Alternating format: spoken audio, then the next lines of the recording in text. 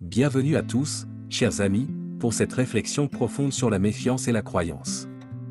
Aujourd'hui, nous allons explorer un thème puissant, l'importance de choisir avec sagesse ceux que nous laissons entrer dans notre cercle intime.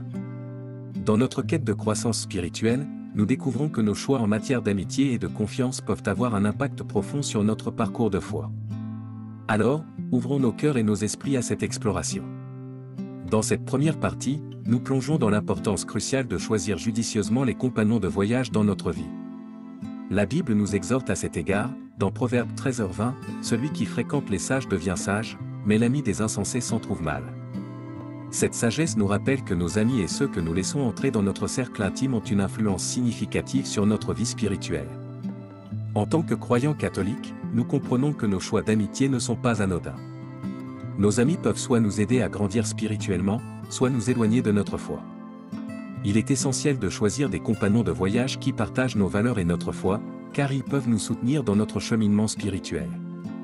Ils sont là pour nous encourager à être de meilleures personnes et à renforcer notre relation avec Dieu.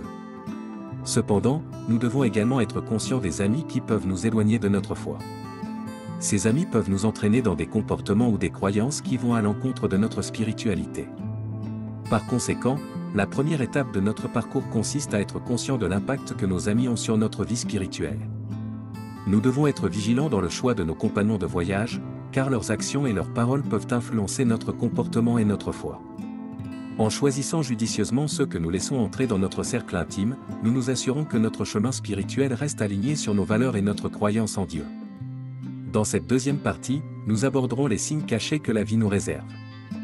La Bible nous enseigne dans Psaume 32, « Oui, je t'instruirai et te montrerai la voie que tu dois suivre, je te conseillerai, j'aurai le regard sur toi. » Cette promesse divine nous rappelle que Dieu est toujours là pour nous guider, même lorsque nous ne pouvons pas voir les signes clairement. En tant que croyants catholiques, nous comprenons que notre foi est notre boussole dans la vie. Parfois, il peut sembler que Dieu nous mette à l'épreuve en nous envoyant des défis et des situations difficiles. Cependant, ce sont souvent ces moments qui cachent les signes les plus profonds et significatifs de sa volonté. Nous devons apprendre à être attentifs aux signes cachés que Dieu nous envoie. Parfois, ces signes peuvent se présenter sous la forme de rencontres fortuites, de défis inattendus ou de changements de direction dans notre vie.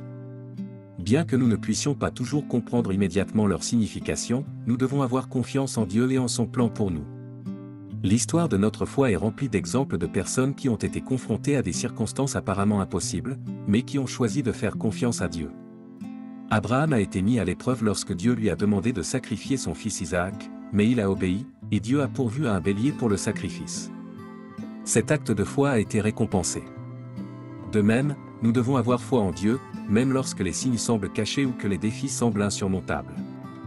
Dieu peut utiliser ces moments pour nous enseigner des leçons importantes et pour nous guider sur la voie qu'il a préparée pour nous. Dans cette troisième partie, nous explorons le rôle de la foi comme une lumière dans les moments les plus sombres de notre vie. La Bible nous dit dans Jean 8h12, « Je suis la lumière du monde, celui qui me suit ne marchera pas dans les ténèbres, mais il aura la lumière de la vie. » Cette lumière divine nous guide à travers les moments les plus difficiles et nous apporte l'espoir. En tant que croyants catholiques, nous savons que la foi est notre source de réconfort lorsque nous sommes confrontés à des épreuves.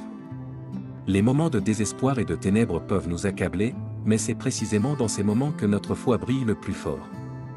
Notre relation avec Dieu devient notre ancre lorsque tout semble s'effondrer. L'histoire de Job est un exemple puissant de la manière dont la foi peut briller dans les ténèbres. Job a subi d'innombrables pertes et souffrances, mais il est resté fidèle à Dieu. Sa foi inébranlable lui a permis de surmonter les épreuves et de voir la lumière de la providence divine à la fin de son parcours. De même, nous sommes appelés à garder la foi lorsque nous traversons des moments difficiles. Dieu peut utiliser ces moments pour nous raffermir et nous purifier. Nos prières et notre relation avec lui deviennent des sources de lumière qui dissipent les ténèbres. La foi nous enseigne également à faire preuve de compassion envers ceux qui traversent des moments difficiles. En partageant notre lumière intérieure avec les autres, nous pouvons être des instruments de l'amour et de l'espoir de Dieu. Dans cette quatrième partie, nous plongeons dans la puissance de la prière et de la communication avec Dieu. La prière est un pilier fondamental de la foi catholique, et elle joue un rôle essentiel dans notre relation avec le divin. La Bible nous dit dans Matthieu 21h22, « Tout ce que vous demanderez en priant, si vous croyez, vous le recevrez. » Cela souligne l'importance de la foi dans nos prières. En tant que croyants catholiques, nous comprenons que la prière est bien plus qu'une simple requête à Dieu. C'est un moyen de se connecter avec lui, de lui offrir notre gratitude et de lui confier nos préoccupations et nos désirs les plus profonds. La prière nous permet de renforcer notre relation avec Dieu et de renouveler notre foi en sa providence. Jésus lui-même nous a enseigné la prière du « Notre Père », qui est un modèle de communication avec Dieu. Cette prière inclut des éléments essentiels tels que la louange, la repentance, la demande de guidance et la recherche du pardon. Elle nous rappelle que la prière est une conversation à deux sens avec notre Créateur. La prière est également un moyen de trouver la paix intérieure. Dans les moments de confusion et d'incertitude, elle nous permet de trouver un refuge en Dieu et de lui confier nos fardeaux.